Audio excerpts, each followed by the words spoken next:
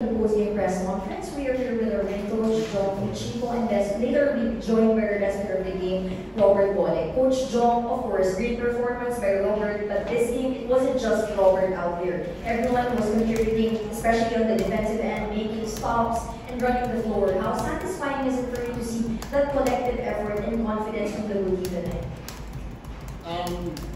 Yeah, we played, I think, decent defense.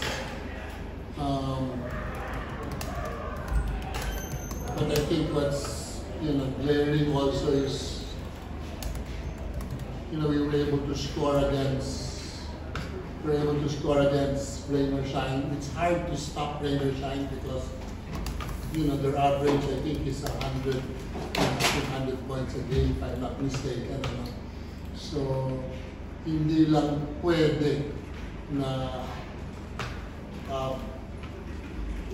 to rely on your defense solely, mahirap para pagkalaban niyo yung Rain or Shine. Our offense has to click also, which we did with Berto leading the charge on offense and on defense. Thank you, Coach Jong. We now open the floor for questions from our friends from the press. Coach, congratulations. Coach, you said before the Ginebra game that you have to figure out yung mga lals nyo, and you found it the hard way last Sunday against Ginebra. So how did you address it after, especially after losing by 30? We had a lull again today in the second quarter. So I guess we did not address that. Pero nakabawi naman nung later on in the second and in the third quarter lalo na. So I guess we still have to go back to the drawing board kumbaga to see how we can solve that lag. Bert,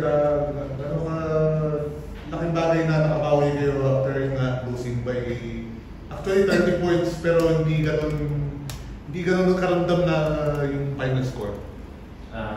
Yun nga.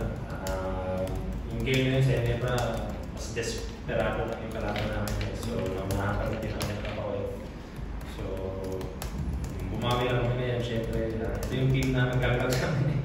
Tinagagawin sa quarter last conference. So, idagdag lang na tapos tinag advantage lang namin. Medyo pilayin sila. And yun, tapos advantage lang namin yung situation. Coach, Batmayo, Cyrus Torres, si Jonel, and Dom, they played well tonight, backing up Robert Bole. On the offensive side, also on defensive end, Yes. Both, yung mga players na naglaro, nakapokus naman sila dun sa defensive game plan na talagang subukan namin, kaya hirap talaga. Mabuti na lang na nag-click din naman yung offense ng namin.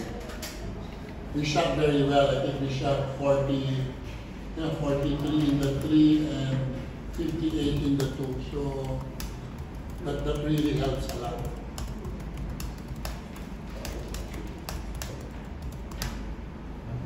Hindi na tayo.